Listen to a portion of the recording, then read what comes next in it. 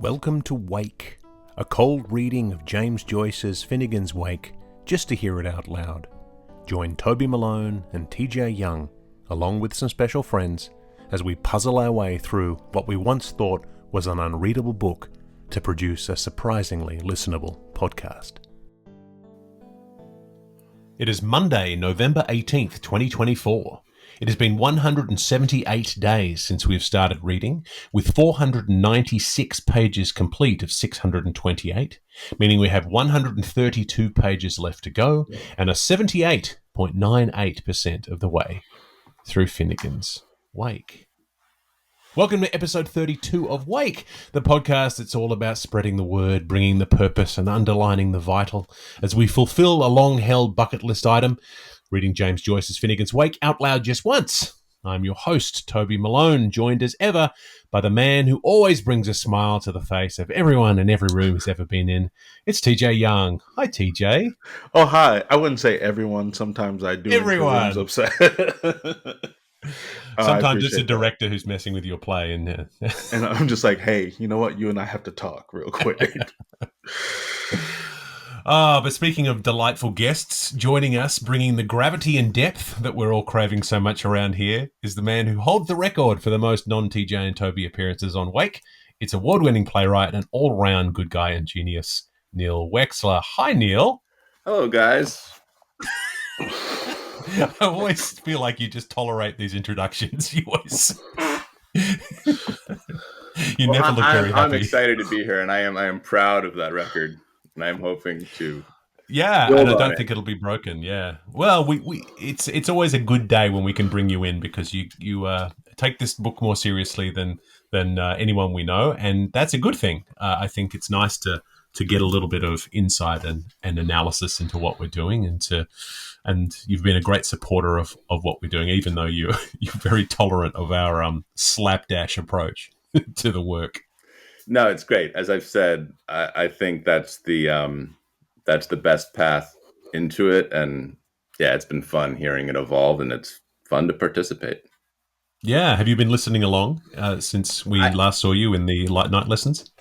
I have been listening along. I have to admit, I've missed out on the last few, so I'm ashamed, and I will make sure to. That's okay. You can catch up. But I had pretty much listened to all. I've listened to pretty much all of them, I think, up until the last few. So I have to catch up. Yeah, well... If it makes you feel any better, there's not a single guest that we have had on who's been like, I am up to date. I've listened to absolutely every episode. I'm almost certain that the only person who's ever listened to every episode is me, just because I listen to them back to edit them and then to make sure that they're sounding okay out there. So it's fine. It's a lot. It's a lot. As I was saying, I used to listen to them on the treadmill while I was running, and it would just sort of lull me through my runs. And I've dropped running recently because I've had a bit of a sciatica issue, so I've been swimming. And so this Christmas, I've asked for there's a swimming headset that you can get, sort of a little goes inside of your swim cap, and you can listen to podcast while you swim. So I'm looking forward to after Christmas of listening to more Wake while I swim. I feel as though being underwater while listening to Finnegans Wake is going to be a whole other experience. Oh That's special. I think so. I think it'll really drive me along and improve my stroke or something, or I'll sink. I'm not sure which. The swimming explains the shaving of the mustache. You're just trying to cut down seconds in the water. That's it. Yeah, it was really dragging my face backwards. And it's building towards the end of Finnegans Wake. And if you bring it underwater, I mean, you're living it. You're like the embodiment of Finnegans Wake at this point. Yes, yeah, I'd like to think so. I feel as though that immersion is a big part of what we've been working through, and it's also a big part of what you're working through at the moment in your current projects in terms of these immersive environments. So you want to tell us a little bit about the Two Mounds of Sand project that you're working on right now with your play Grenadine? Sure. Yeah, I'll try to sum this up briefly. But I was interviewed for a biography of Edward Albee recently, and there was a lot of communication between me and Edward towards the end of his life, and that's why the biographer reached out to me. And it was a little traumatic to get into it because a lot of the communication had to do with a production that he was going to direct of Grenadine in New York, and he became ill, and so the production was dropped. And then right after that, like, the company dropped the production, New York Times dropped the press release that was going to go out, my agent dropped me. So it was one of those really bad stretches for a playwright where it's like, okay, well, there's the end of me ever being a living playwright. Wait, living playwright, that's a funny misspeaking there. A playwright for a living, I guess, would be the way to put it. But, it was interesting having this conversation. It said, you got to sort of get back and try to like make, and Albee's idea for the play was to direct it with just 2 mounds of sand on the stage and nothing else. So it was just like the super spare production, which, is kind of a throwback, obviously, to like Happy Days and so on, but it was more like a super spare environment. So it taps into a lot of the ways, a spare production of it, and also a lot of the emerging technology that I've been working with over the years. And I was thinking about what would it be like to imagine an immersive Grenadine production, like wearing a headset and watching the sort of linear play unfold, and maybe sharing that, around the world. And like, I think theater in general has been resistant to kind of these emerging technologies, and for obvious reasons, right? Because, it's such the live in-person experience is so important. It's essential, but at the same time, there still should be some way we can share work around the world that's better than, let's say, like a Zoom reading or just filming a play, which doesn't really feel like the play. So the idea is to have a reading of the play where you get a really good audio, really good 3D audio capture, and then you imagine putting that in like the headset, and then what is the visual accompaniment of that? So it almost feels like you're maybe the central character in the play.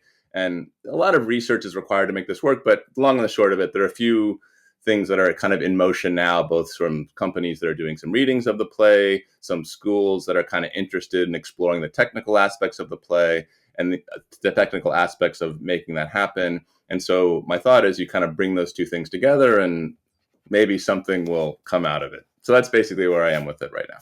Yeah, I love that you always use Grenadine as this canvas to paint on, because it's one of those plays that's so very, very precise in so many ways, a lot of the design elements that you've got in there, but then it's also open to so much interpretation, and it really gives you so much to work with.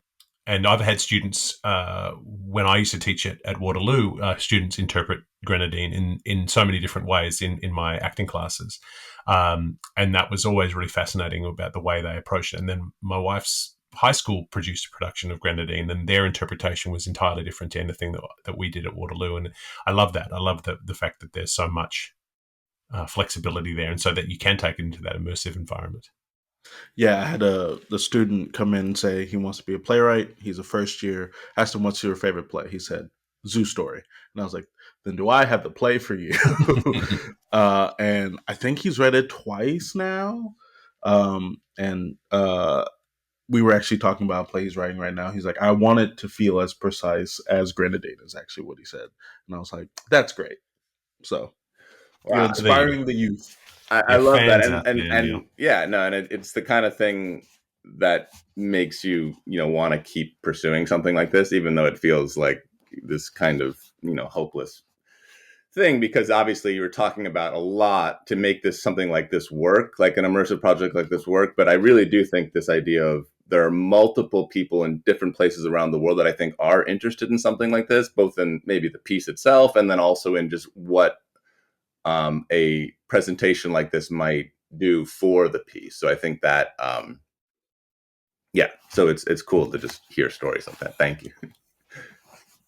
Of course. Yeah. No, we've talked often in relation to Finnegans Wake and your playwriting about the fact that you don't compromise on your vision, and that you have specific needs with your work, that you could write a romantic comedy if you really had to, but you don't, because that's not what you want to do. It makes me think of the 1930s and 40s, where all the great playwrights New York were shipped out to Los Angeles to write movies, and they were sort of stuck in a little chalet on a movie studio and asked to write dross, and basically fighting back against the idea. Who was, I think it was Eugene O'Neill did some of that. Some of the great American playwrights, or Tennessee Williams, Thornton Wilder, and just really couldn't hack it out there in Hollywood because they were being asked to write stuff that had no substance to it. It was just entertainment. And so the fact that you don't say, no, okay, fine, people don't understand Grenadine, let me dumb it down for you, I think it's very appropriate for a Finnegans Wake podcast, because Joyce could have been a millionaire many times over if he'd just taken advantage of his fame and written something easy. And he never did. Bless him. This podcast wouldn't exist, though. That's the real loss that would have. Joyce was ahead of his time. He knew that this podcast would come into fruition. He knew that all of that was butterfly effect of him, Yeah. And then this podcast will inspire some young writer to write their own version of Finnegans Wake, and the cycle will continue. Maybe. Exactly. I don't know. There are no young playwrights listening to this, but we do.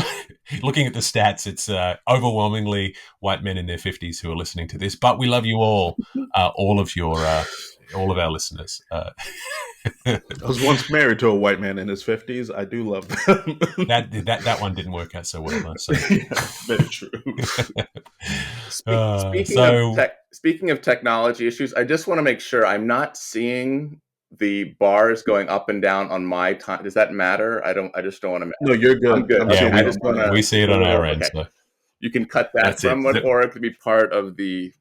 No, I'm going to leave it in. It's going to be part of the texture. The technical realities. Exactly. It's the listening experience of the wake. But with that said, we should move into the reading. And today we have an auspicious day because we are passing the 500-page mark, which kind of means nothing in terms of the narrative, but means something in terms of the progress that we've made. 500 pages is an achievement in anyone's books. So we're looking forward to hitting that. There will be no acknowledgement of it, but if you're reading along, celebrate with us silently as we get there.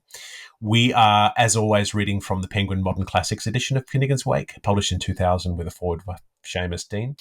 Today we'll be reading the second part of Chapter 3.3 from pages 496 to 516 in this edition. This continues the segment with the intriguing and detailed title of, ready? Yawn, an inquiry run as a seance by Senators 4 into the various events so far narrated. Sean, now Yawn, is the star witness ventriloquizing or channeling the characters who appear one by one, with HCE as a philanthropic urban planner dominating the last 20 pages. That is the summary by the Oxford World's Classic edition of 2012, which also includes brief summaries of what is happening in each subsection, which we will address at the end of the reading.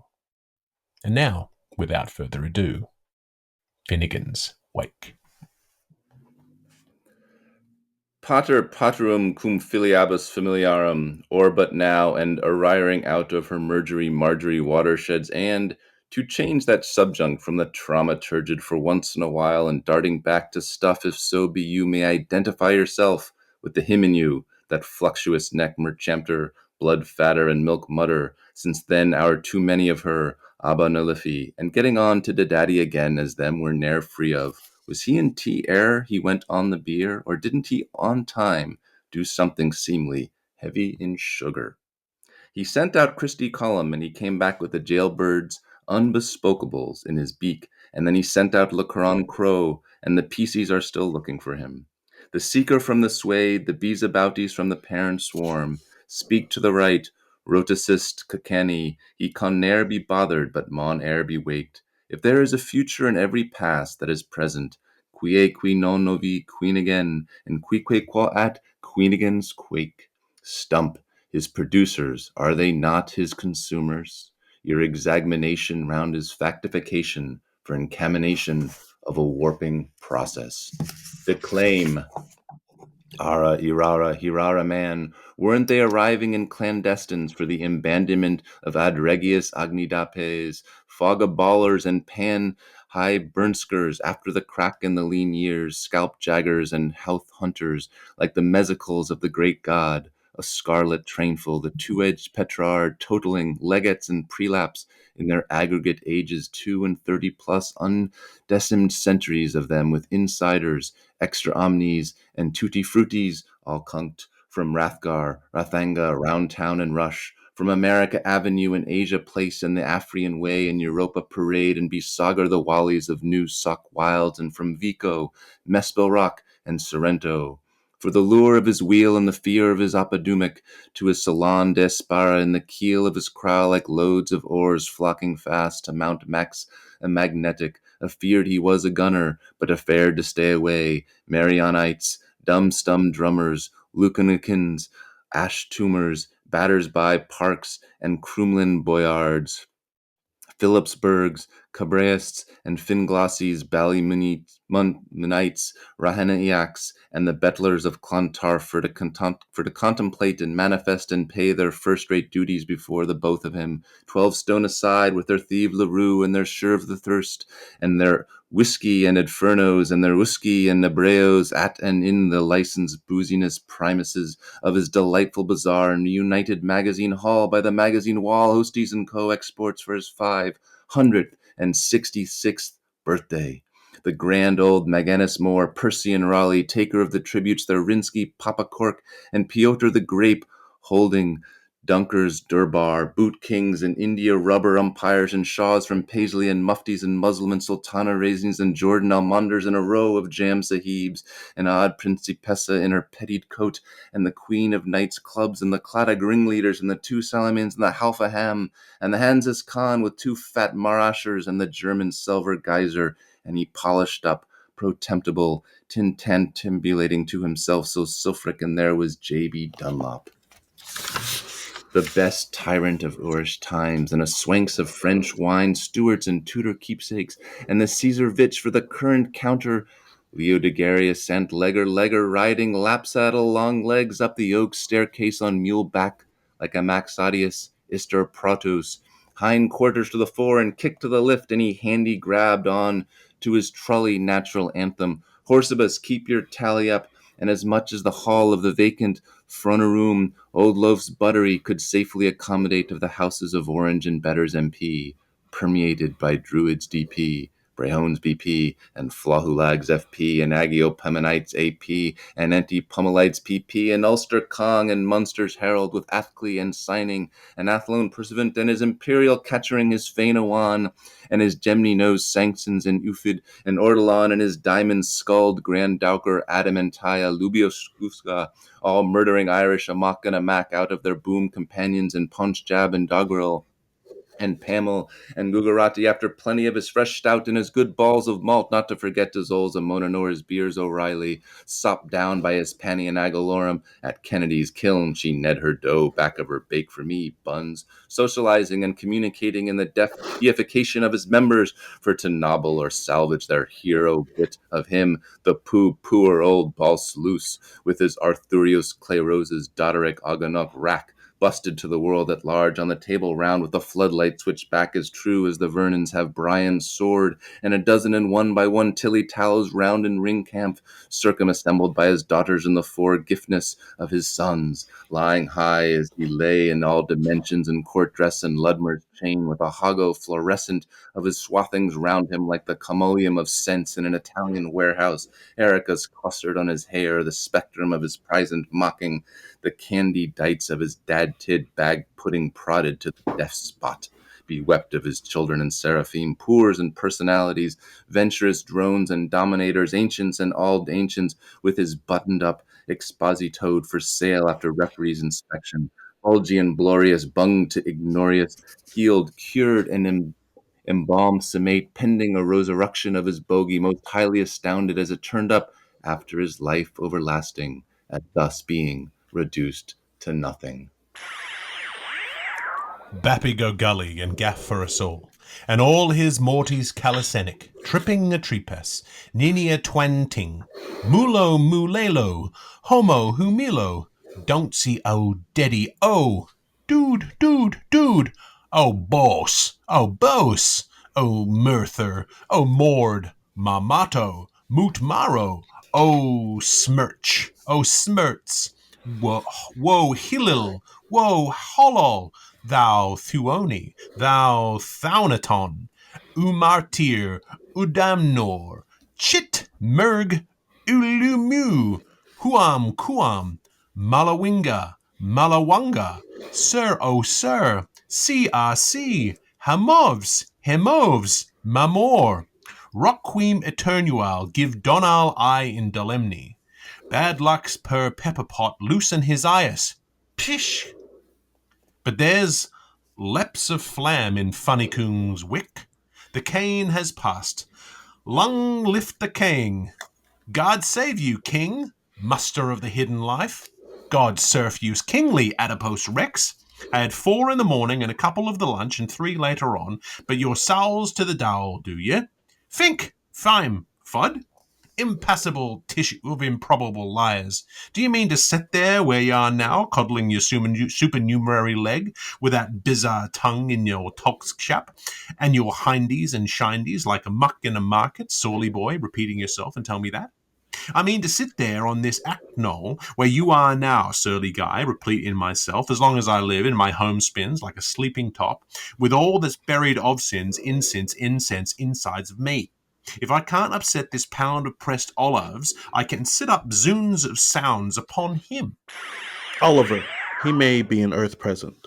Was that a groan, or did I hear the dingle bagpipes wasting war and watch, tris, tris, ani ma me, prisoner of love, belting heart, lowland herd, albane hand, wonted foot, a squee, a squee, a squee, lignum in, wrath of Gar and Donnerbrook fire.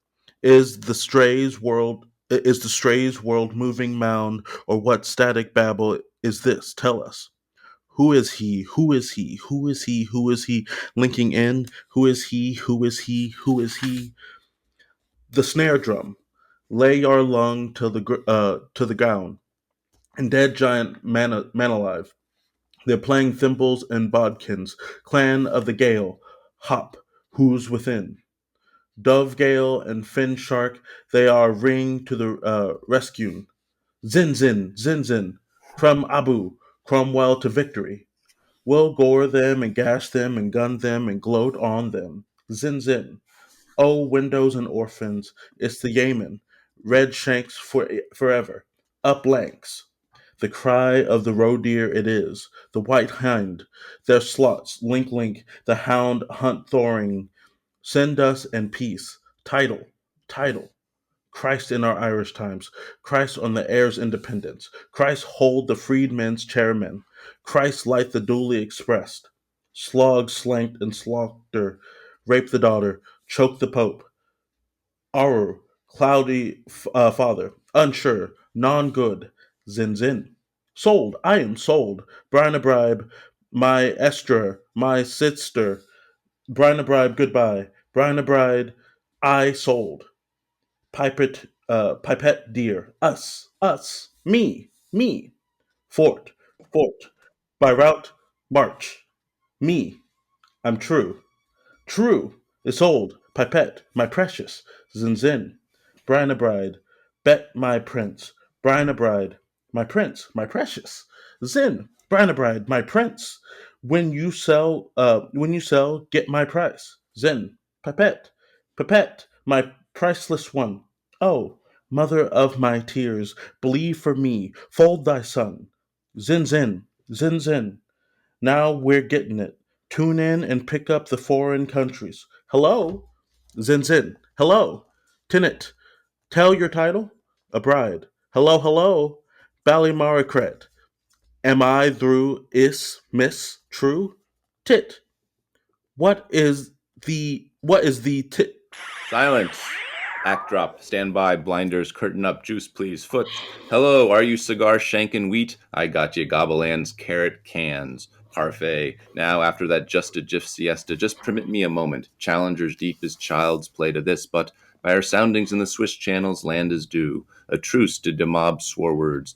Clear the line. Priority call. Sybil. Better that or this. Sybil head this end. Better that way. Follow the baby spot. Yes, very good now. We are again in the magnetic field.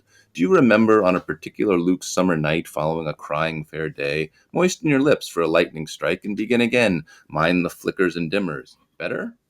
Well, the isle is Times, the ale is Penzance, vehement general Delhi expulse, still calling of some wave from its specific, not more, less continuous. There were fires in every bald hill in holy Ireland that night. Better so, you may say they were, son of a cove. Were they bonfires, that clear? No other name would at all befit them unless that.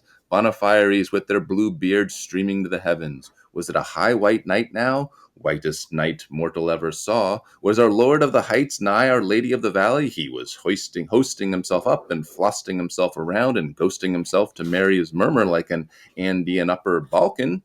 Ludes, Carol, was there rain by any chance, Miss Indu?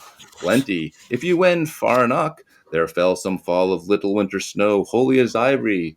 I gather, Jessie, by Snatcha Clacka, the nicest at all in Hillian heavens Emalyars. Did it not blow some gales Westmaster us sent rather strongly to less, all in humours out of turn, justy as they rose and sprung in? Out of all jokes it did, pipe up ice cold, burn a burr, niper, lieto galamfantes, still cling, mur, peace specific. Do you happen to recollect whether Muna, that high lucky knack, was shining at all? Sure she was, my midday darling, and not one but a pair of pretty geelacres. Quanda, go, datey. Laterly. That was latter lig, certainly. And was there frostwork about in thick weather, and ice soon callid, soon frozen, cold and warm, but mostly dry, and a boat-shaped blanket of bruma air size, and hellstones, and flamballs, and voda shouts, and everything to please everybody? Hail, many fell of grates, hoary mori, smother of fog there was, so plays your our tides, absolutely boiled, obsoletely cowled, Julie and Lulie at their parkiest. The amenities of the amenities, with all their amenities, and the firmness of the formless of the famous of the fumous of the first fog and maiden vale. Catch, and couch-shamed. From Miss Somer's nice dream back to Mad Winthrop's delugium stremens, one expects that kind of rhymy feeling in the sire's season. One certainly does. Desire for hire would tire a shire phone funkler wire and mares. Of whitecaps any foam flakes flock fooyin from Fox Rock to Finglas. A lamb skip for the Marines, Paranoma, the entire horizon cloth, all effects in their joints caused ways, rain drum, wind machine, snowbox, but thunder sheet? No, here under the blankets. This commoner garden is now in still a reality, or starry sphere of an oleatorium for a broken pottery and ancient vegetables. Simply awful the dirt. An ever nasty ashtray, I see. Now do you know the well-known Kinkid where the ill-assorted first couple first met with each other? The place where Eelder man fan again? The time when junker men fun again? Deed then I do, W.K. In Fingal, too, they met at little piece aneath the bide tree, yellow house of Snugsborough, West Reeve, Astagob, and Slut's End, with stockings of Winnigans, Folly, Mary Falls, and all of the two, Skidoo and Skepumble. God, a Medi, you're a devil of a Tolkar. Is it a place fairly espoused to the four last winds? Well, I faithfully, sincerely believe so indeed, if all what I hoped, charity is half true. This stow on the wolds, is it woeful Dane bottom? It is woeful, the need whatever about anything or all else under the Gryan black sun of Gangrain Garan, a tricolour ribbon that spells a caution, the old flag, the cold flag. The flag stone, by tombs deep and heavy, to the unavailing memory of Pisa the grave. And what siggeth wooden warning of thereof? Trix pisses will be par secluded. There used to be a tree stuck up, an overlisting esh tree? There used, sure enough, beside the Anna, at the ford of Silvernemont, Oakley's ashes elm, with a snowdrift from one birchen bough, and the grandest, crownedest consecrated maypole in all the rain-laden history of wilds. Brown's Thesaurus plantarum from Nolan's, the Prittlewell Press, has nothing alike for it. For we are fed of its forest, clad in its wood, burked by its bark, and our lecture is its leave. The cram, the king of all crams, squire maid, the damsman of Plantagenets high and holy. Now, no hiding your wren under a bushel. What was it doing there, for instance? Standing forninst us. In Cimmerian sunshine? And in Cimmerian shudders. You saw it visibly from your hiding place? No, from my invisibly lying place. And then you took down in stereo what took place being tunked committed? I then tuck my taken place lying down. I thunk I told you. Solve it. Remounting a lift towards the Araugian of spaces. Just how grand in cardinal rounders is this preeminent giant, Sir Arbor? Your bard's high view, Avis on Valley. I would like to hear you burble to us in strict conclave per rando, and without too much Italiote interference.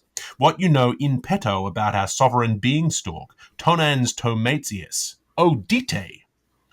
Kokor Andy, Udite, your eminence, your eminence, and delected fraternitries. There's Tuador queensmaids and Idaho shopgirls, and they woody babies growing upon her, and bird flamingans, Sweeney swinging flugel worlds, on the tipmast and Orania Epples playing hop to seal, bomp to tear, and Tyburn Fenian snoring in his quicken bowl and crossbones strewing its holy floor, and culprines of Erasmus Smith's burst all boys, with their underhand lead pencils climbing to her crotch for the origin of spices, and Charlotte Darlings with silks blue ask me's chattering in dissent to them, Gibbonses and Gobbinses, Guelphing and gibbering, proffering preludes to their Anatoles and blighting fine blasts on their catastripes and their kill maim them pensioners, chucking overthrown milestones up to her to fall to her cranberries, and her poms and nets for their unnatural refection, and hand-painted hoydens plucking husbands of him, and cock robins much more hatching most out of his misado egg drazzles for him. The sun and moon pegging honeysuckle and white heather down, and tim-tits tapping resin there, and tomahawks watching tar elsewhere, creatures of the wold approaching him, hollow mid-ivy for to claw and rub, hermits of the desert barking their infernal shins over her triliteral roots, and his acorns and pine cords shooting wide all sides out of him, plantitude outsends of plenty to thousands, after the truants of the utmost fear, and her downslider in that snakes to nausea, whimmering woman's sea lib, such a fashion-aping Sathanas dress out of that exquisitive creation, and her leaves, my darling dearest, sinning since the night of time, and each and all of their branches meeting and shaking twisty hands all over again in their new world through the germination of its gemination from on's outset till odd's end, and encircle him circularly, evove. Is it so exaltated, eximious, extraordinary, and excelsiorizing? Amongst men like trees walking, or trees like angels weeping, no birdie aviar saw any wing to eagle it, but rocked of agues, clift for eye. Telleth that eke the truth? Moosh of a mixedness, a shrub of libertine, indeed, but that stain of law in dead what styles its naming. Todd, too hard parted. I've got that now, Dr. Mellerman, and see, finite men's mid-infinite true, the form masculine, the gender feminine. I see. Now, are you derivative of it yourself in any way? The true tree, I mean? Let's hear what science has to say. Pundit the next best king, splank, up fellabaum. It reminds of the whipping of the daughter, and remounts of the senses of the sense arrest. It amounts to the sense arrest to withhold the frausches and the dribble. How this loose affair brimst and fuss flowers, and was the tree mangled man angel of his sorabum hand because knockout the kick naver knacked him and the knockshaft. Well, he was ever himself for the presentation of crudities to animals, for he had put his own nickel name on every toad, duck, and herring before the climber clomb of loft, doing the mid-hill of the park, flattering his bitter holoft with the conundrums. He would let us have the three barrels. Such was the bitte to thicke of the muster of the whose, so as he called down, and the grand precursor who coiled him a crawler in the dupus die, and the thundered at him to flatch down off the erection and the a-slimed of himself for the balance of hishet leaf. O Finlay's cold powled, days begot them.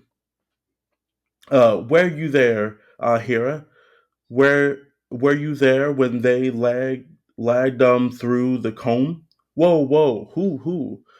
Sometimes it growls on me to ramble. Whoa, whoa. So that was how he became the forest of our tree fellers? Yes, sure, and in the absence of the sober quiet, the fannest of the true follis, baps, bomb slinger.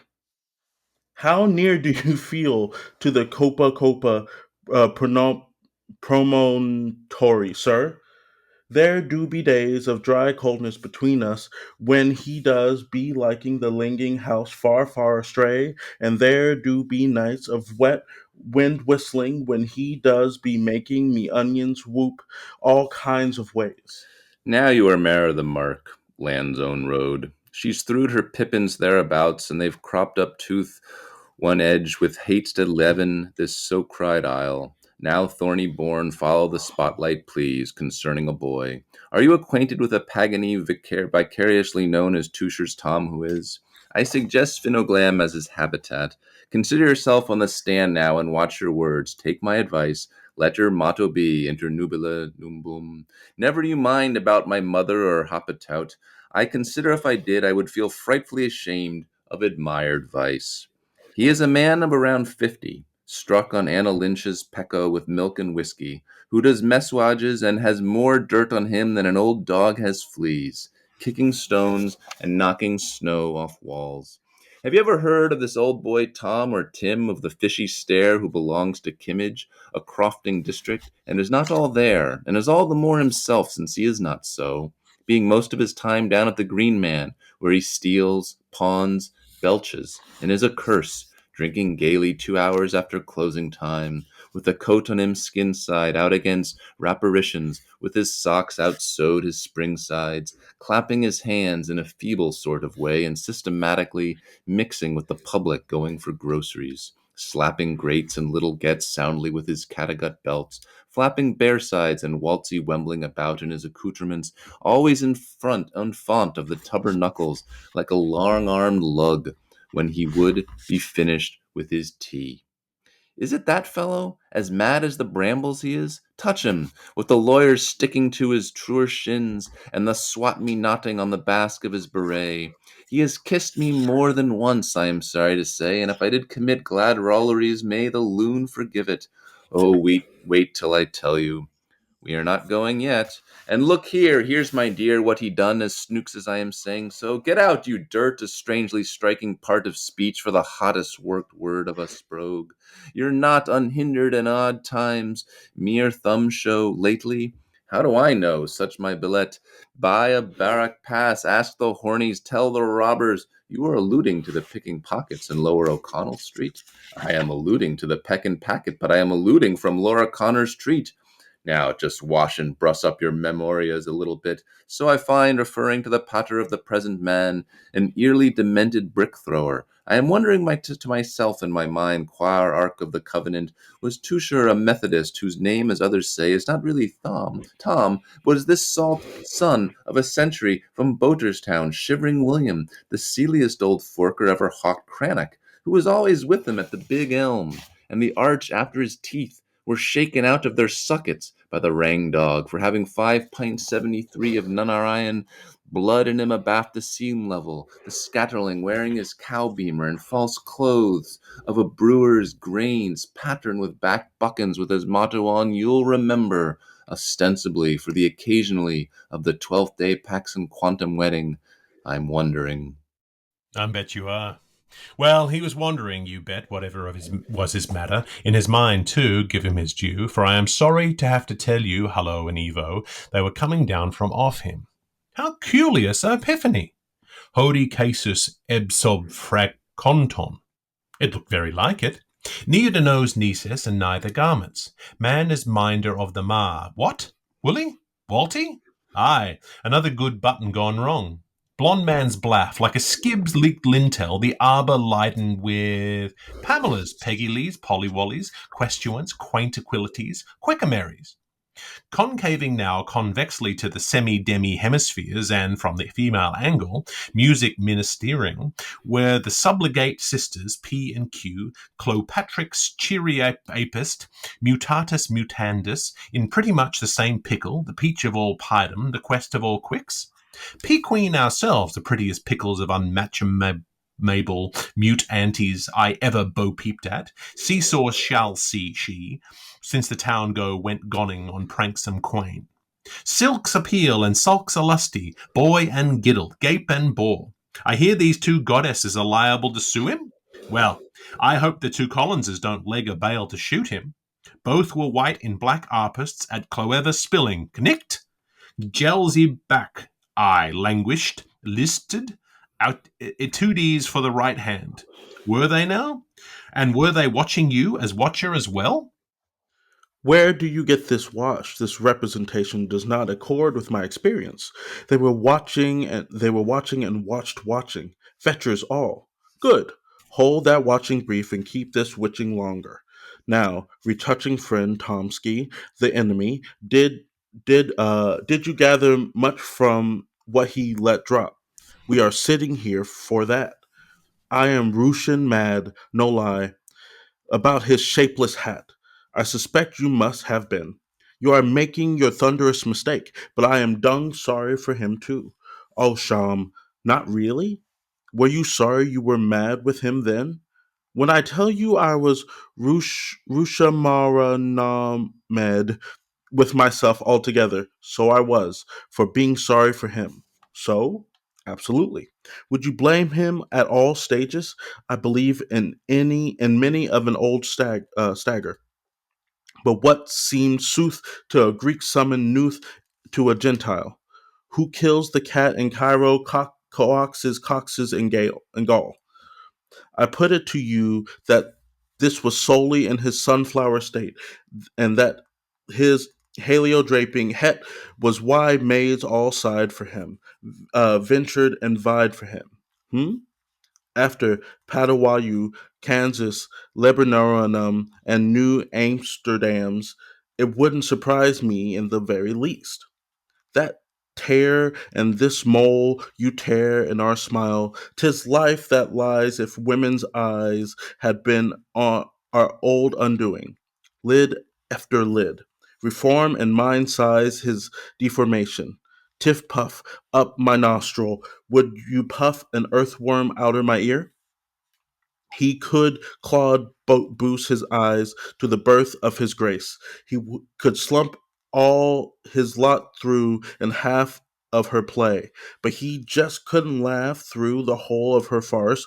Be corpse, he couldn't build that way. So he out out and outs his volumentary, and he was lightning consultation, and he downs a downs his pantalogians, and made a piece of first parapersonal purity that stale state remains to be cleaned. Booms of bombs and heavy thudders, this aim to you. The tale so masterdantic as you tell it nearly takes your own mammoth's breath away. Your troopers are so unrelieved because his troopers were in difficulties. Still that stultitium done in veno condone ineptius made of veritus. How many were married on that top of all strapping mornings after the midnight turkey drive, my good watcher? Perhaps that'd be telling. With a hoe fro him and a hay fra her, but as regards to Tammy Thornycraft, I define the lawn mare, and the laney Morris, and all the prentices of Wilds to massage him. Now, from Gunner Shotland to Guinness scenography, come to the ballet at the Tailor's Hall. We mean to be melee on the Mailer's Mall, and leap rink, and make folly till the gaoler's gall. Awake, come, awake! Every old skin in the leather world, infect the whole stock company of the old house of the leaking barrel, was Thomistically drunk by two, lurking o' tootlers with tambours of beggars, the blog and turfs and the brandy wine, bank rompers, true Norman fashion, I have been told, down to the bank lean clerks. Some nasty blunt clubs were being operated after the tradition of a Wesleyan bottle riot act, and a few plates were being shied about, and tumblers bearing traces of fresh porter rolling around, independent of that, for the Aaron of Finns and Sewell, and then followed that whapping breakfast at the Heaven and Covenant with rodeo echoing how his bread cost on the voters would be a comeback for Arrow One, like the depredations of Scandal and Ivory in and on, used to wobble slops off clotes, eh? Would that be a tall tale too? This was the grandsire Arthur, this was his in-white horse Sip? Well, naturally he was, Luties, also gendry men, being cursive-festidite. They came from all lands beyond the wave for songs of Inish feel. Whiskway and mortem no pussy Portius either. Invite 'em, happiness all around, but the right reverend priest, Mr. Hobson Bond, and the reverend bride left, Frizzy Frau, were sober enough. I think they were sober. I think your Widdershins there about the right reverence, Magraw, for the North Wiggerin Cup team was wetting Beastman papers before us, Carey. You saw him hurriedly, or did you, if that seems not irrelevant, with Slater's hammer perhaps, or was he in surge? I hardly did. On the stroke of the dozen. I'm sure I'm wrong, but I heard the Reverend Mr. McGraw, in search of a stammer, kicking the bedding out of the old sexton Red Fox Goodman around the sacristy till they were bulb beetle black and buff-eater blue, while I and Flood and the other men, jazz like Broleys and Sessuos, was gickling his missus to gackles in the hall. The divaline, she's a lamp in her troth, with her siggin leckle and her 12-pound lack. A loyal wifeish woman, Cacanic weeping cough, while she lay law was all their rage, but you did establish personal contact in exegesis or on a point of order. That perfumery pond is beyond my pinigay pretensions. I am resting on a pigs of cheeses, but I've a big suggestion. It was about the pint of porter. You are a suckersome. But this all, as Ayres said to Oscar, was only that child bearer might blog us well side split, where Letsy's hereditate a dark, mean, swart Harry. Only 'twas woman's, to woman with man's throw man. Bully, burly, yet hardly hurly, the saloon bulkhead, did you say, are the tween decks? Between drinks, I deeply, painfully repeat it. Was she wearing shub ladies' tyros and humor of her hobbish, masses, star stellar? Mrs. Tan Taylor? Just a floating panel, secretare's sliding drawers, a budge of cleves on her shalter, a cider brass sedes on her annulus findring, and 40 crocolips in her curling thongs. So this was the dope that woolly the cad, that kinked the ruck, that noised the rape, that tried the sap, that hugged the mort? That legged in the hoax, that joke bilked, the jest of junk, the jungular, jacked up in a jock, the rapper. Lol, gol. You didn't soy so. All upsy down her whole creation? So there was nothing circle about between you? And Dry-Salt, her father Izzard, how was he now? To the pink man, like an almanax in hers shirt and stick-up, Brustle to the bear, the megalomegellon of our wine vats waterway, squeezing the life out of the Liffey.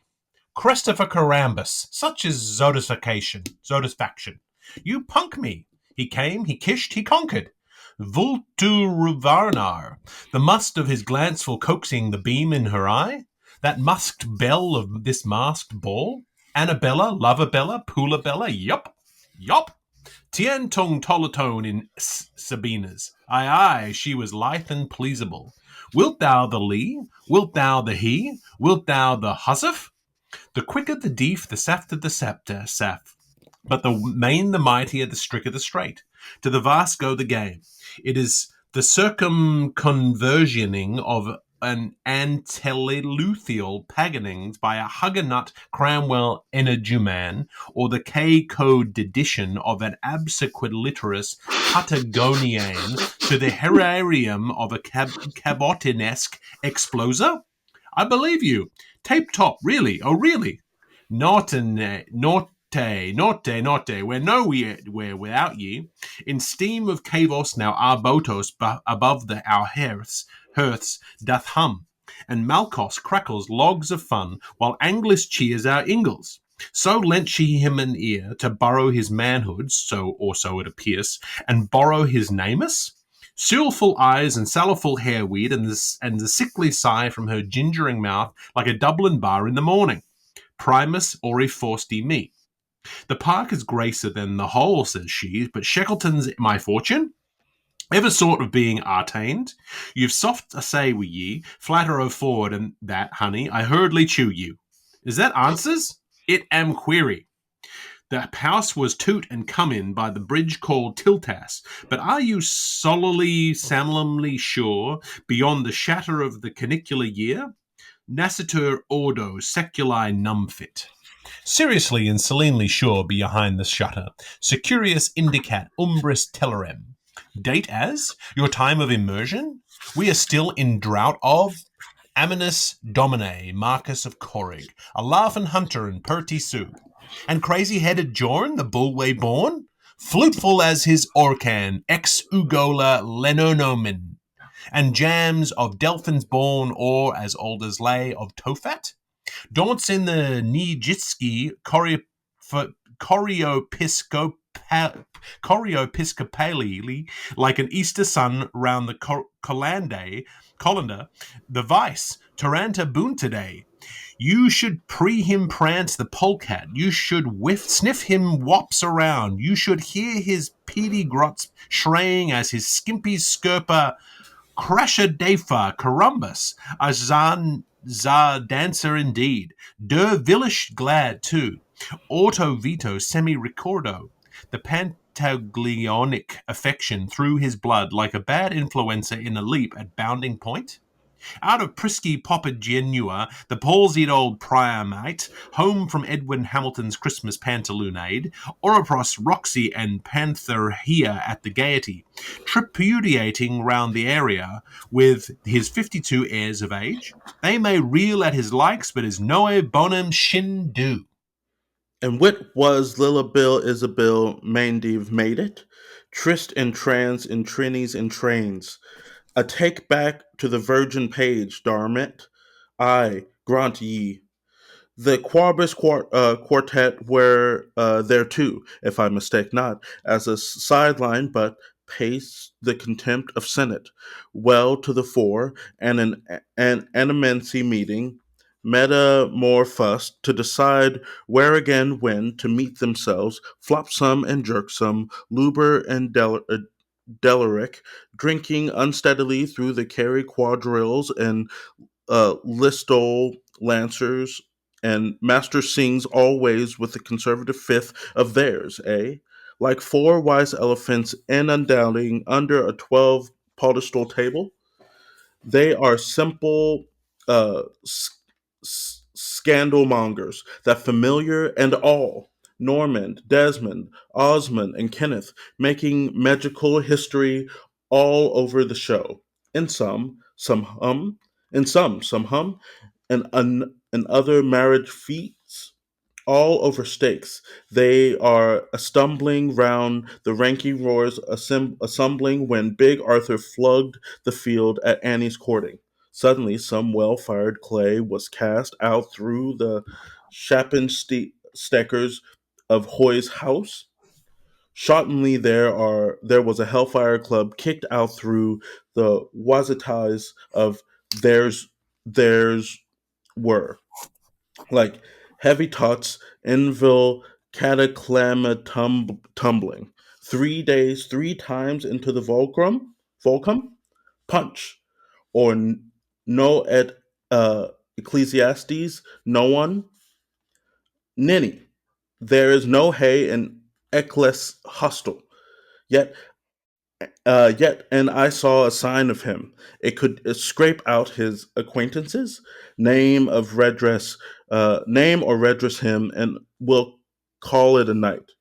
I, oh, L, you are sure it was not a Schuller's shake-up or a Pleiter's palming or a Wicker's wake, etc., turium you were at? Precisely. Mayhap, for a pronubis, Thunder's Day, at a little bit of heaven houth, the wife of Demetrius Dam, Earl Adam Fitzadam, of a Tartar, Bertha, or Sackville Laurie and Moreland West, at the Auspice for the Living, Bonnie Brook, by the river and Abriggs Carlisle, guardian of the birds' and deputizer for groom, pontifical mess, or soddenly shot, furtive fired by the riots. No flies. Agreeest? Mayhem. Also loans through the post, with or without security, everywhere, any amount. Muffs of it, swamp stakers, purely providential. Floods. The pink man, the squeeze, the pint with the kick, and then the punch to galicize it. Fox, the lady with the lamp, the boy in the barley bag, the old man on his arse. Great scrap, 'tis we and you and ye and me and hims and hurts and heels and shields, the iris race, the hourest nation, the heiress place that heir stationed. He was culping for penance while you were ringing his bell. Did the kicky good man, rude fox, say anything important, clam or cram, spick or spat? No more than Richmond's periwelker, to word, a gale galled by scheme of scorn, knock, signifying nothing, mock, fortitudois radamem, tenuit, five, maim, or something very similar. I should like to euphonize that. It sounds an isochronism.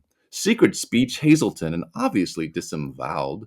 But it is good lay law, too. We may take those well-meant kicks for free, granted, though alter virus void, and in fact unnecessarily so. Happily, you were not quite so successful in the process verbal whereby you would sublimate your blepharsopasmochical suppressions, it seems. What was that? First I heard about it. Were you or were you not? Ask yourself the answer. I'm not giving you a short question. Now, not to mix up, cast your eyes around Capel Court. I want you, witness of this epic struggle as yours so mine, to reconstruct for us, as briefly as you can, and exactly the same as a mind's eye view, how these funeral games which have been pouring over us through Homer's carrier pigeons, massacredoed, as the holy name rally round took place. Which? Sure, I told you that afoul. I was drunk all lost life. Well, tell it to me, be fair, the whole plan of campaign, and that bamboozled mince thrill voice of yours. Let's have it, Christy, the Dublin own, the thrice familiar. Ah, sure, aye, witless Fogus. 'Tis all around me, be batter's bit hat. Ah, go on now, Master Bones, a gig for a gag with your impediments and your parectrix. Blank memory of hatless, darky, and blued suit. You were ever the gentle poet, dove from Haywarden, pitcher cup, patcher cap, praty mane. Be nice about it, Bones Minor. Look cheerful. Come, delicacy. Go to the end, thou slackard. Once upon a grass, and a hopping high grass it was.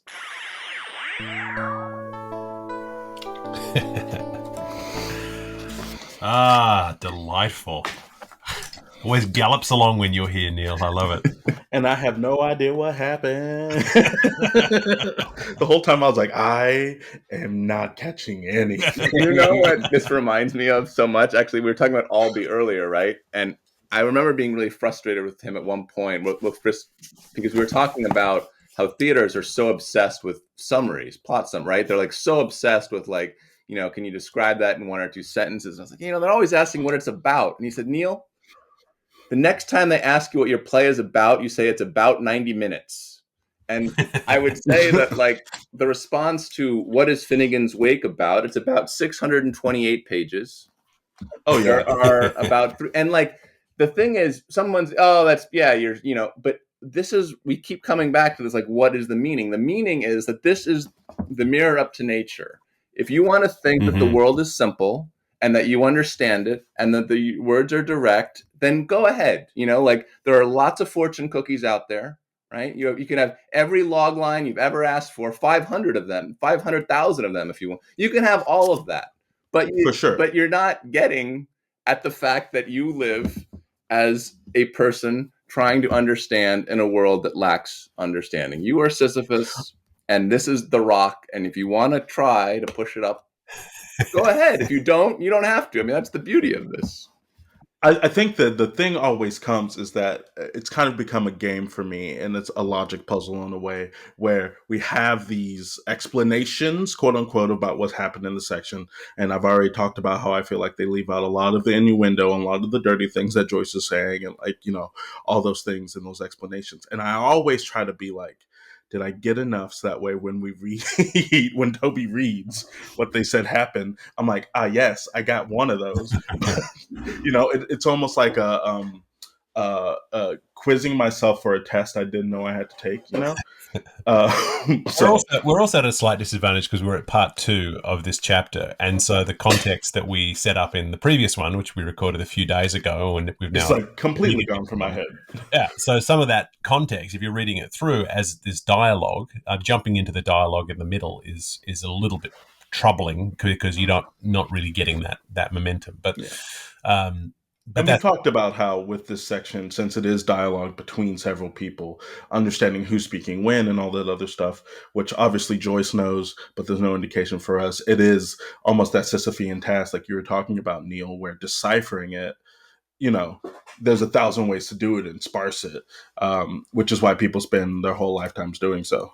Yeah, and I think it's tricky because it's easy to say, it's easy to push aside this idea of this push towards the summary, but we've all been on the other side of this, right? Where we have to, advise someone on, their script or submitting their script or something. And we're just, but you got to be able to summarize this. You got to be able to talk about it, right? Yeah, what's your elevator pitch? It's exactly. I do consulting for companies where it's all about how do you prepare your pitch for various audiences. And it's always about clarifying and simplifying and all these types of things.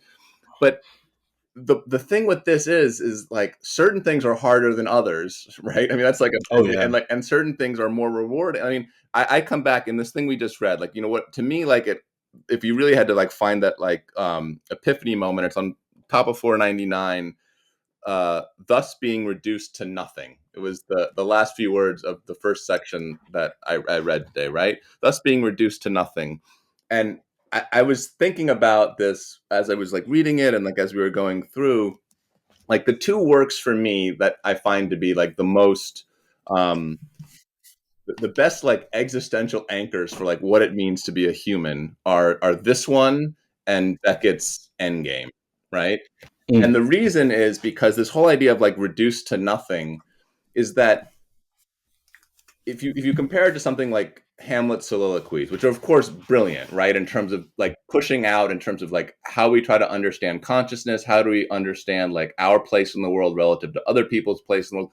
It certainly pushes out in that direction. And unlike Finnegans Wake, Shakespeare does not aim to make these soliloquies impossible to and I not impossible, extremely difficult to penetrate, right? He makes them, he allows you to get inside of Hamlet's head. Sure, it kind of escapes you. Maybe you can't quite match Hamlet's moves here, and maybe he would have moves that would take us in direction, but we at least were anchored.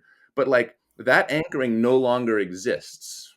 I would say for human, if we look at the world around us, you look at the world of the large language models creeping in, right? With which I think are completely hilarious when you see the way they people interact with them and the responses outward. So I think Joyce writing this piece between the two world wars, while all this stuff is happening with quantum mechanics, our understanding of science and all these things are up in turmoil.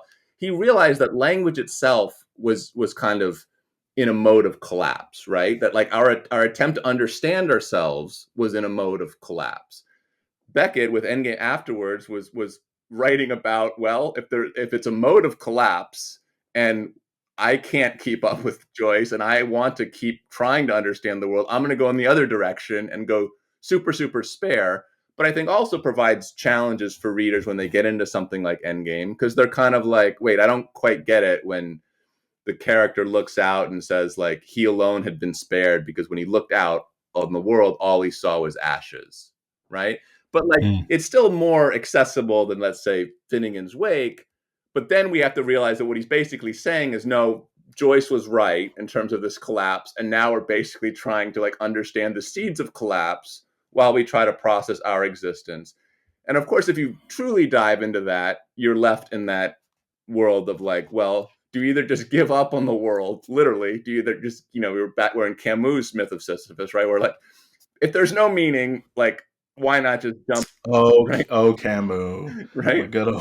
I took a Camus class and read everything Camus wrote, and I was I get it. And so it is that dilemma where we're sitting here doing a podcast on, right? We're clearly pushing forward. And we clearly grasp some of the layers of this. But again, it's like at what degree, to what degree do we as human beings want to actually confront stuff like meaning at a deep level, or do we simply want to find the place that we can manage what we think we can manage, knowing that we probably can't manage it, and that thinking that we can manage it and not being able to manage it is likely to lead to all sorts of problems, both for ourselves and for everyone around us, right? Like, so there's those. That was a long-winded way of explaining my thought that thus being reduced to nothing was the anchor point of this particular thing we read, but you've come to expect it of me, I guess. I mean, it's an anchor point that I think is dominant in a lot of, well, writing in general.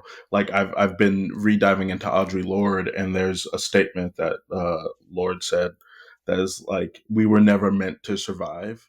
And for some reason, that has just been sticking in my head, right? And it's basically a statement of like, stand up for what you believe in, say the thing that you need to say, speak your truth, right? Because at the end of the day, we were never meant to survive anyway. As in, like, we're all going to die, live the life that you need to live. And like, there's something about that statement, we were never meant to survive, that has just been ringing in my head for the past like couple weeks. And I think it is that same sentiment in a different way. You know what I mean? Absolutely. Yeah, that's a good touch point. It really is, because I think that does resonate. And yeah, it again provides that, like, I forget who said it like this, like the truth is hard, but it's clean or something. I remember someone saying that. I think, and like, there's something so great about that, because we always think that clean is going to mean a kind of like simplicity, but think about that line of like, we were never meant.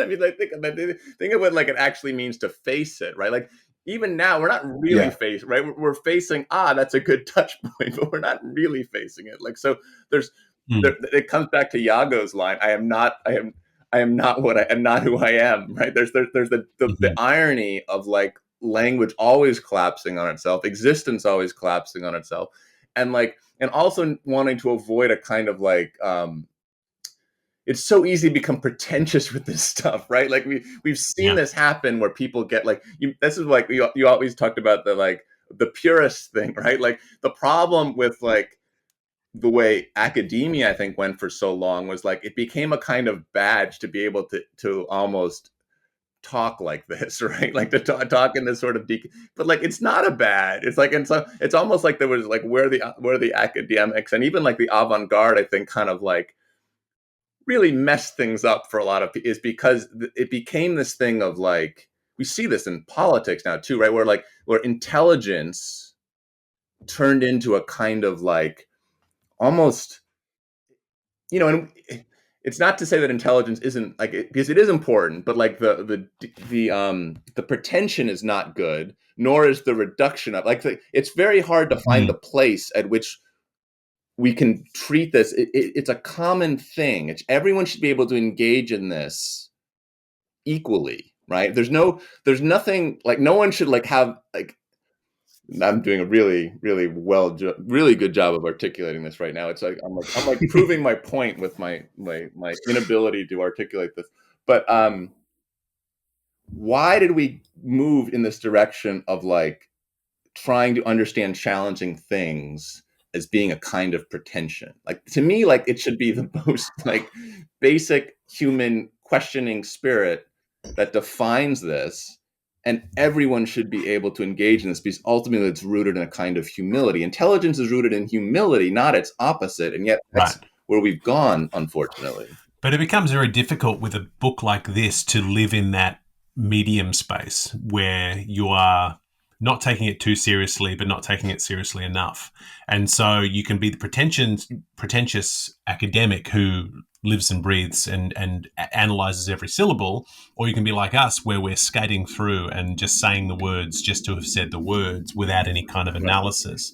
And I feel as though we exist a little bit further along the spectrum, where we actually do stop and talk about it a little bit, but we certainly couldn't be accused of giving it any kind of in-depth analysis, and that's not really the point of this. But it's difficult to be a casual reader of Joyce. You're either gonna just glance at it and say, I've seen it, and now I've seen it, and then, but you haven't really processed it, or you're going to have to really dive in feet first. And But I think yeah, it's a really interesting perspective. But I think that's what you guys are doing. I mean, that's kind of what I think you do inhabit that middle space. I would like to think that I inhabit that middle space, right? Because like Yeah. I feel like this is like, or I mean, I don't know if I do, but I try, because every time this is the challenge of it, right? Every time you say, oh yeah, I inhabit that middle space of not knowing, and then I go along and say some like thing about something, and it seems like I know what I'm talking about. And maybe I know what I'm talking about. I probably have some understanding of this. I feel like if I were to have a conversation with Joyce about this, like I think I would be able to have a meaningful conversation with him on it. And I feel he would be like, Mm-hmm. there'd be some like, yeah, like that. Now, but again, I don't see that ability to maybe like get inside it a little better as a sign of like, it's nothing to be proud. I guess my point with all this, we always think of this stuff as like badges, right? Like, Right. Yeah. oh, I am an 8.7 in the contemplation, like, right? Or like, I think the middle ground of this is realizing there's like, it's kind of like human communication and meaningful stuff happens when we all understand Socrates' line of like, the only thing I know is that I know nothing, right? I mean, Right. that's where stuff happens. And it's not, and of course, like realizing that is not a simple thing, right? It's not, I'm not saying like, oh yeah, like anyone should do, like everyone should be able to like handle this sort of deeply philosophical exploration of something, when clearly we've been taught our entire lives to try to understand various one-to-one correspondences with language, right? Like all, and so it's like Mm-hmm. it's asking you to kind of like strip yourself of the various rootings that enable you to like do stuff like, you know, cross the street and go to the store and get something you want. It's like, oh, now what I want you to do is recognize that you're a total imbecile, and Yeah. and it's Well, like, and wait a I minute. have those moments, like when we're recording, where I'll mispronounce a word, and then I'll realize I've mispronounced it, and then my instinct is to go back and fix it, or to think, oh well, I didn't say that correctly, and this would be a more complete, because we're sort of at the point, we're 516 pages into this book, which we didn't think we'd get one chapter into, and now we're nearly at the end, and so I go, oh, now this is becoming a recording of record where people will refer back to this and go, oh well, here, of all of the complete readings of Finnegans Wake, this is going to be one in a short list, because many people don't get through it. But then I go, well, I feel as though our reading needs to be more correct. But then what is correct? And then who knows if I'm pronouncing the words the way that Joyce was hoping you'd pronounce them, and you think, oh, this is the common word I'm going to say, but Joyce actually meant for it to be said with a different kind of inflection because it was a different kind of pun. There's no way. I mean, you just, once you go down through the rabbit hole, you're done. You're cooked. Yeah. So we prefer to sort of stick our head into the rabbit hole, but we're not going to chase the things. And I think I think that I find the word pretentious to just be a funny word to use with anything, because I am willing to say, and this is a very silly thing, I'm very pretentious about my lemonade, right? I'm like, I know exactly what to me constitutes lemonade, and I will give you a riot act about what that is, right? In the same way that like I feel the same way about certain poets and certain musicians and blah blah blah blah blah. And I think that those are the things that if you latch onto it and it sticks to your bones, you're absolutely going to be passionate about it, right?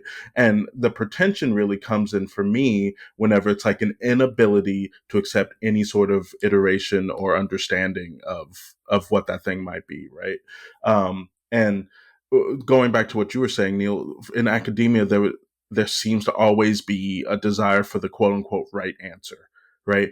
And with any good novel, and especially a novel like this, the right answer, quote unquote, shifts from person to person, day to day, as time goes on. So it's almost like impossible to identify like this is the meaning of the section, because with the evolution of words, the meaning of this work evolves. Yeah, and exactly that point. I did a quick. It suddenly just occurred to me. I thought I just want to quickly check the etymology of the word pretentious, just in terms of where it's coming from. And the original root of the word come from the late 14th century French, meaning to profess or put forward as a statement or assertion or maintain. So it's about expertise. It's about having knowledge about something. And then Right. later on, it was the 17th century where it became sort of more about being something that was a little more false, or a little more where you're pretending that you have knowledge, sort of you're showing off by knowing. But the idea being, to pretend, was to put forward a statement that you know this knowledge. And so, I think pretentious has kind of a bad name now. I think it's good to be pretentious about certain things. And how to what both of you just said, like how it spins on that one word, right? Like, I think there's so much in this. Another key touch point I think we've talked about before is this is rooted in like a post-Freudian world too, right? Freud had a big influence on Joyce, and a lot of the academic stuff treats this through a Freudian lens and through other things. But what I think comes out of that is this idea of pretension. I think I may have mentioned this on the last podcast. A professor of mine at Yale wrote this book called Knowingness, Jonathan Lear. It's a really good book, which talks about how, like, in our culture, like we've moved away from some of like the sort of Freudian ideas of the way how the mind is set up, and sort of, for certain reasons that are understandable, what we'll replace it with is this thing called knowingness, right? And that, like, it's ultimately the downfall, because people think they understand. We've created enough that the pretense that this 14th century, right, leads to the seventh. Like, it has led to this idea that when someone says something, we see this on social media like a ton, right? When people say their point, it's astounding the way people think like a statement on social media provides a kind of truth telling, right? And like, and it's like, and what is the truth telling? It's like your perception of your completely like narrow perception of the world through a single consciousness that is a completely like unable to probably articulate even your own ideas, let alone anyone else's ideas, or the relationship between your ideas and those ideas and those ideas and the words, all these things, that you can say something and think that statement somehow has a kind of like truth telling, right? Like, I mean, it's almost like, and this is very different from what you're talking about, TJ, when you say that, like, you feel very passionate about things, right? And then therefore that leads, because that's so different. You're not saying in those moments that these things have some kind of anchor in the world that you alone, or like even if you have the knowledge of, it's not like you're not staking this claim to a superiority of your consciousness over other people's consciousness, right? It's very different, yet it's often mistaken, because like the ego has become so absurd in our culture that it's like we have this cult of personality, and this cult of like the words I say, like my sense of myself. It's like the actor universe of like the person on a billboard has become like the way we think about, too often becomes the way people think about themselves and the relationship to truth. When we talk about the idea of definition, or we talk about the idea of finding that definition, and the fact that we started this conversation with TJ saying, I don't know what went on, and as though that is some kind of admission of weakness. But of course it's not, because I don't think anyone could claim to know exactly what's going on at any of these points. And I think it's one of the things that I really wanted to talk about here comes up at the top of page 497 in lines 2 and 3. There is a line there that says, your exagmination round his factification for incamination of a warping process. It's a really important line, because that became the punning title for the defense of Finnegans Wake that was published in 1929, called Our Exagmination Round His Factification for Incamination of Work in Progress. I think it's quite thrillingly brilliant that they took that line from page 497. Obviously, it wasn't 497 when it was published in 1929. So Wake had been published. Joyce had been writing this for 13 years, and it wouldn't be published for another 10. But Sylvia Beach and other luminaries got together to publish a defense of Finnegans Wake, partially because of this idea of people didn't understand what was going on. Partially the idea that the idea of definition wasn't available. And when I witnessed the reading of Joyce's chapter 1.5 at the Thomas Fisher Rare Book Library a few weeks ago, there was a first edition copy of our examination there available to be perused. It was a very interesting, thin little volume, but it was published by Sylvia Beach, and it featured the writings. It's about a dozen different essays, including many people at the time who were well known at the time, maybe haven't come down to us now. Marcel Brion, Frank Budgeon, Eugene Jolas, John Rodkin, Robert Sage, but most famously Samuel Beckett. Yeah. And Beckett sort of leads off and gives us, and Beckett's obviously the most famous person involved. There was also 2 letters of protest that were published in this to say, because it wasn't just all fan letters. It was a couple of people said, "What the hell is going on?" One written by someone called GVL Slingsby, who writes a piece called "Writes a Common Reader." So a common reader saying, "What are you doing?" And then one from someone called Vladimir Dixon, who was a poet, a letter to James Joyce. And Beach actually thought that one was written by Joyce himself. Where Joyce wrote a letter about Finnegans Wake saying, "What the hell is Finnegans Wake?" Because it's addressed. Yeah, he puns in there on the name. He calls it Mr. Germ's Choice and Mr. Shame's Voice as references to Joyce in that. But the fact that in 1929 this book needed to be published to defend the existence of Finnegans Wake, and the fact that we're 500 pages in, and so that he wrote a line that was punnable for the title, but obviously everything was written out of order, as we've discussed. But when I heard Neil say that line, I was like, "Oh, there it is." Yeah. I actually had no idea that it was a pun. I mean, obviously the use of the word exagmination is a real tip off. Yeah. No, it's and the fact that you're right, that there was this, because I think this is the same. This is kind of goes back to that idea of that whole idea of knowingness in the sense of how at that time people like Joyce, like people. The reason why there was that pushback is people, he was considered like this, this great writer. Like I think about how we sometimes approach.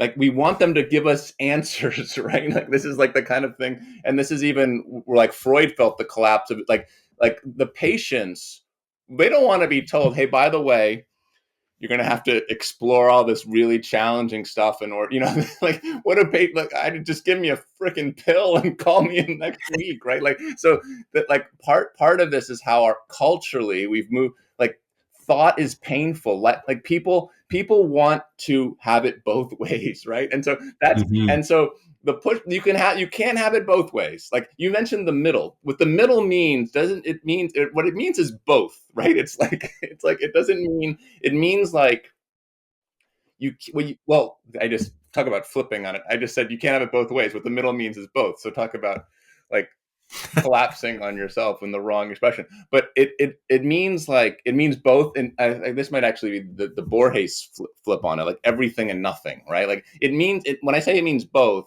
it goes back to that Hegelian sense of it. You can't have something without having its opposite. So in this case, like you can think that you can find this place where you can push aside all of the stuff you don't understand and just create a kind of universe of understanding, right? But you will basically be in a position of complete imbecility at that point, right? Like, and again, the opposite of the childlike imbecility of not knowing where you're moving forward in terms of trying to like, so that is interesting because when that pushback that you're talking about right now, that pushback has meant it's like it's been just shut down, right? Like now no one would even think of bothering to like send these letters to Joyce because they just wouldn't publish it, right?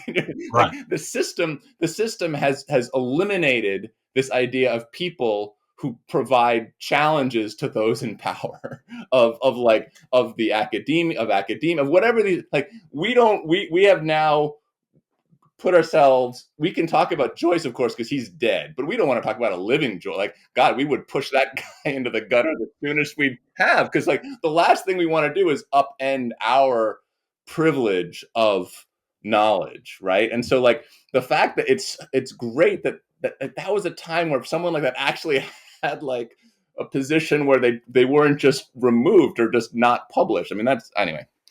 Sorry, Mm-hmm. that was a long-winded way of saying that, like the historical, and this is why I think this podcast is so cool that you guys are doing this, because it's bringing it back.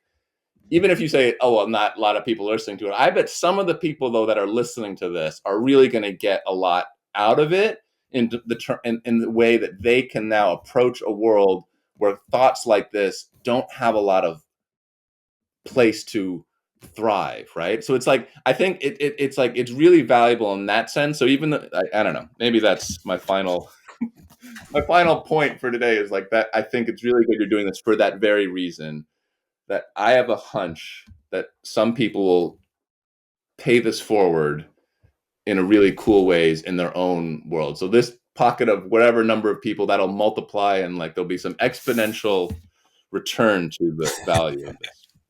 Congratulations. This is what we leave behind us. That's good. In terms of talking about meaning, I feel as though we should just dip into what the Oxford World Classic summarizes this section as, just so we can get a sense of meaning. Just after all that, where there is no meaning, let's find out what the academics say we should find, the meaning we should find, which feels counter to it, but this has become a tradition in every episode, and so I feel as though if I miss it, then one of our 30 readers will complain. So this we read chapter 3, the second part, pages 496 to 516, titled "Yawn: An Inquiry Run as a Seance by Senators 4 into the Various Events So Far Narrated, especially the Humphrey out of Book 1, chapters 2-4. Sean, now Yawn, is the star witness, ventriloquizing or channeling the characters who appear one by one, with HCE as a philanthropic urban planner dominating the last 20 pages. So from 496.23 to 499.3, ALP appears to reply to this defamation of HCE. The four disabuse her and change the subject to HCE and his bankruptcy as a businessman and the wake that is held, at which 499.4 to 499.28, the leap year girls wail and keen to a dance of death. A new king is announced. But isn't it all lies and nonsense? It's all secrets and music. 499.29 to 5016, there is now some disturbance from the medium, and as Yawn begins to resemble a telephone exchange, sounds of war and pillage are picked up coming through. 5017 through to 532.6, so beyond from where we go. This is a long cross-examination which focuses on the Phoenix Park incident. So what happened that evening? There are questions about the weather, the park, a great tree at the scene, and then one about Toucher Tom, or HCE, and the two maids. And then from 510 to 514.18, an unruly wedding party wake that night with everyone there and ALP's dress.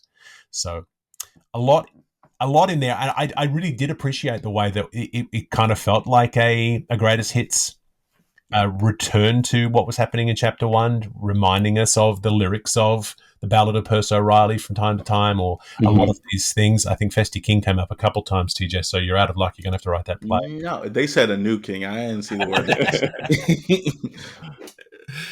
But yeah, I mean, it's really interesting to think about our conversation of the futility of finding meaning. Yeah, but and then go ahead. And then describing the meaning, and then what, where do we come down? But it's that word mean, right? Because I at no point would I say there's no meaning in this, right? It's just that, like, for sure. I think there's like infinite layers of meaning in it. It's just that, like, reducing that meaning to one line is what I'm saying. It's like it's not.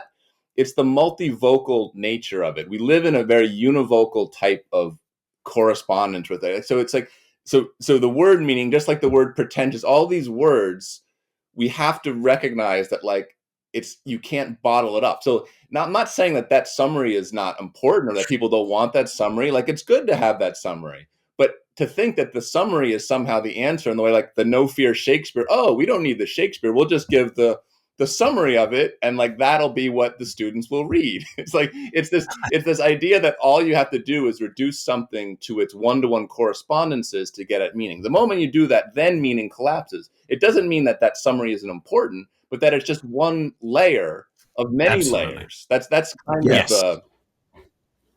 Yeah, and that's the thing that I find most frustrating about the academic approach is because generally people will write a book or will write as when I was a dramaturgy professor, I used to get frustrated with dramaturgy texts that would say, this is the way to do dramaturgy. This is the way. And I would say, that's not how I do it. So does either that means that there's more than one way or I'm doing it wrong. And I don't think I'm doing it wrong.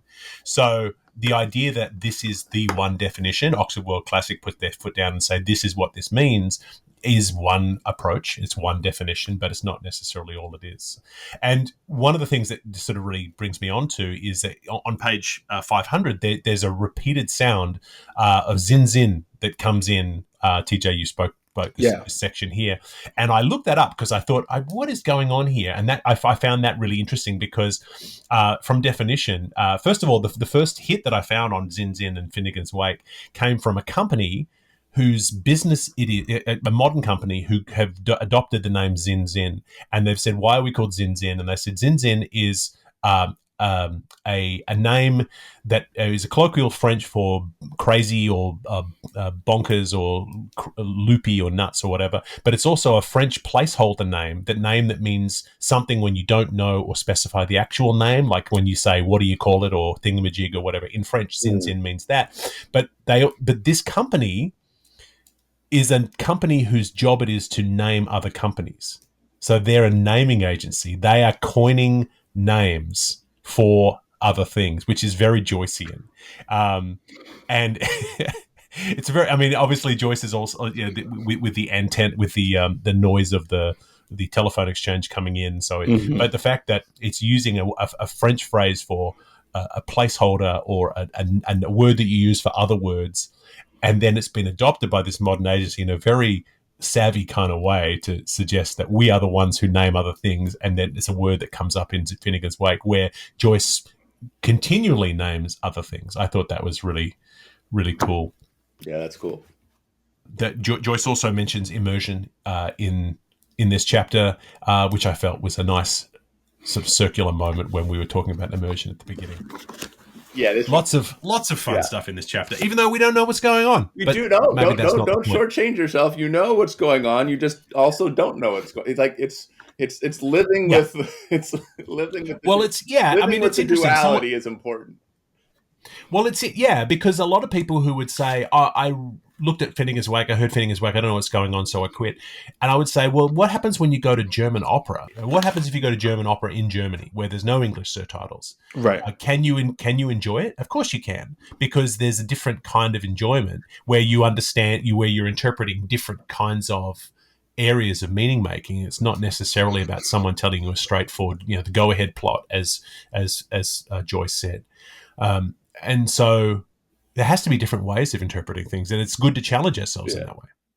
And it's really funny because if you go see an opera in another language, there's still someone who has done the work and be like, here's the plot before you sit down. And with language, it's this idea, like, I think, again, this goes back to this idea of we've shut out this idea of word music, right? Like, we don't, it used to be for so long with literature, like it's very, very recent that we've moved away from this idea that like great literature is ultimately a kind of like, it's the sound is the, like, right? And I think that's where this piece is problematic for people, is because they don't either try to hear it in turn. I'm not talking about like hear it out loud. I'm talking about like and hear it when you read it, right? It's like why some people say, well, I can't understand.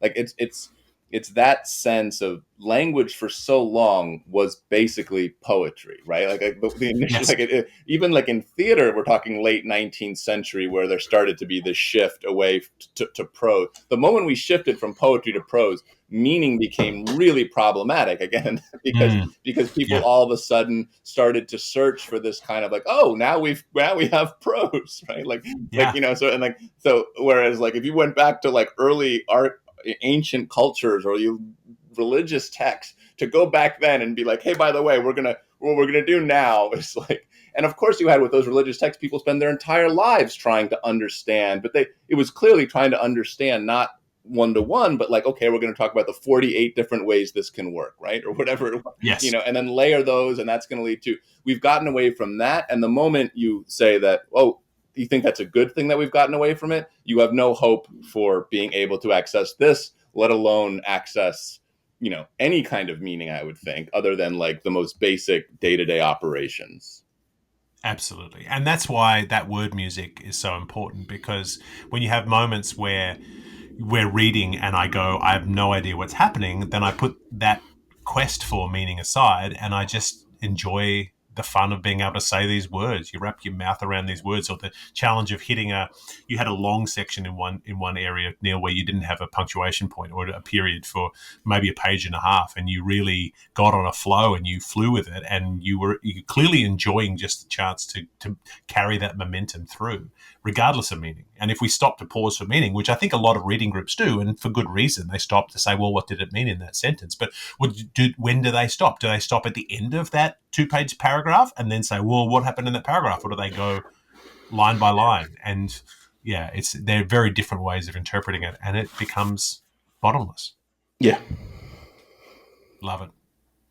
Well, we have talked about a lot today. As always, Neil makes us ask the big questions and helps us delve deep, and we're so glad to have had you here.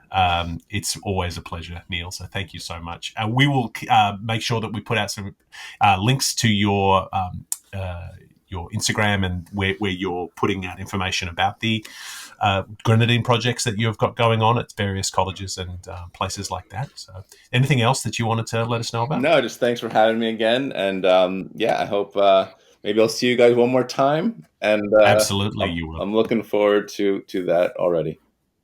Yes. Well, that is all the time we have for Wake. We will return next week for the next part of this riotous chapter. I've been Toby Malone, joined as ever by TJ Young.